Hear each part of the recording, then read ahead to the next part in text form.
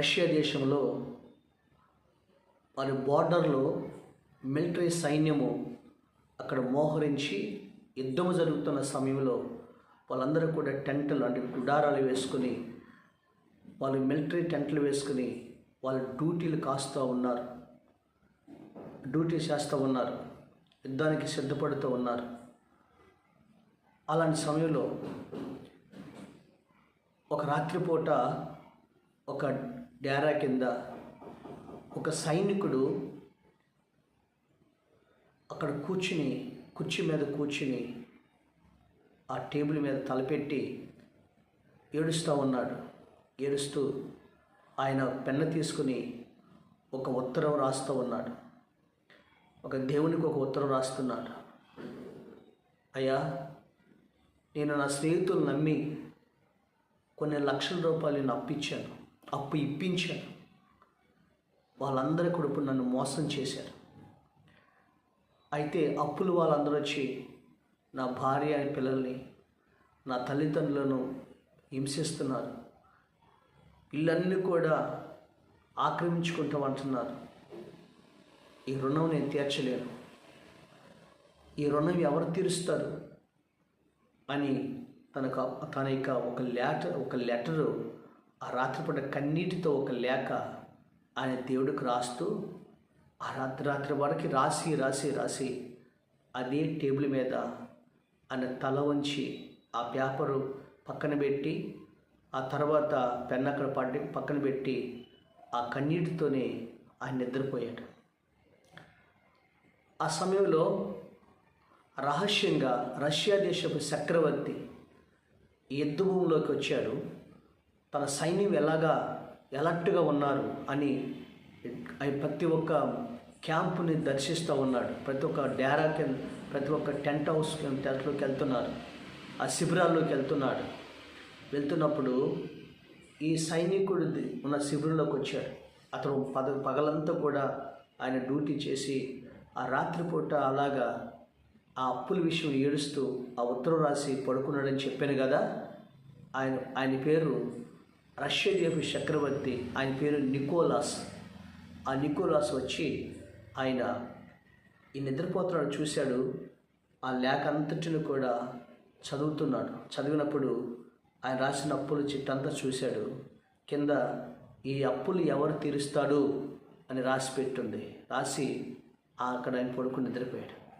దాని కింద నికోలస్ అనే చక్రవర్తి ఎవరు తీరుస్తున్న దాట నికోలాస్ అనే సంతకం పెట్టి ఆయన వెళ్ళిపోయాడు.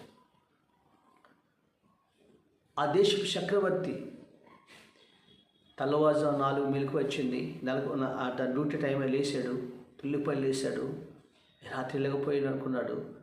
తర్వాత లేచి చూసేవారికి ఆ పేపర్ మీద ఆ చక్రవర్తి సంతకం ఉంది, నికోలాస్ అని. గాబరా పడిపోయాడు.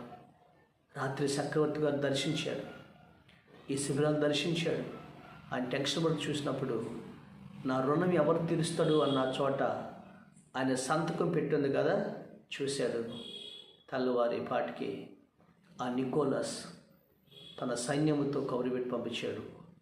ఈ సైనికుడు ఆ ఊరికి ఎంత రుణం పంపించాలో అంత రుణం కూడా పంపించి అతను అప్పులన్నీ కూడా తీర్చుకోమని అతన్ని పంపించారు. ఆ టైంలో అప్పుడు తన ప్రాంతానికి వెళ్ళిపోయాడు, తన దేశానికి, తన రాష్ట్రానికి వెళ్ళిపోయాడు. అప్పులన్నీ కూడా తీర్చుకున్నాడు. అప్పులన్నీ కూడా తీర్చేసి ఆయన సంతోషంగా తిరిగి వచ్చి ఆయన ఎంతో కృతజ్ఞతలు చెల్లించాడు ఆ చక్రవర్తికి. ఆ రుణమంతా తీర్చేశాడు. అప్పుడు ఈ సైనికుడు ఆ చక్రవర్తికి రుణం చెల్లిస్తూ ఆ దేవుడికి వందనాలు తెలియపరుస్తూ ఆయన సంతోషంగా తన డ్యూటీని చేసుకున్నాడు. అప్పుల నుంచి తన యొక్క భూముల్ని, తన యొక్క చిన్నపాటి పొలాల్ని, తన భార్య పిల్లలను ఆ చక్రవర్తి విడిపించాడు. పిల్లరా, విడిపించినప్పుడు ఎంతో సంతోషంగా ఆయన థ్యాంక్స్ చెప్పాడు. ఈ రాత్రికాల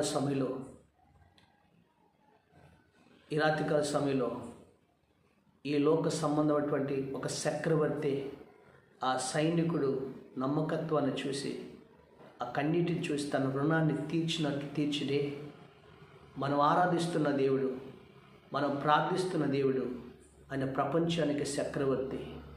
ఆ దేవుడు నువ్వు కలిగున్న అప్పుల్లో నుండి, కలిగున్న రుణ బాధల్లో నుండి, కలిగున్న అనారోగ్యం నుండి, కలిగినటువంటి ప్రతి పరిస్థితి నుండి ఆ దేవుడు నిన్ను విడిపించగలడు. ఆ చక్రవర్తి నిన్ను విడిపించగలడు. నువ్వు కన్నీరు కారుస్తున్నావు, నీవే విషయంలో కన్నీరు కాస్తున్నావు, ఆ విషయం ప్రతి ఒక్కరు కూడా నిన్ను విడిపించగలడు. బైబిల్ గ్రంథంలో రాయబడింది, కీర్తన గ్రంథం 127వ కీర్తన 2వ వచనంలో చూసినట్లయితే, తన ప్రియులు నిద్రించుచుండగా ఆయన వారికి ఇచ్చుచున్నాడు. ఆయన కన్నీటితో ఆ ఉత్తరం రాసి పడుకున్నాడు. ఆయన లేచి చూసేవారికి ఈ రుణము నేను తీరుస్తానని సంతకం పెట్టాడు నికోల చక్రవర్తి.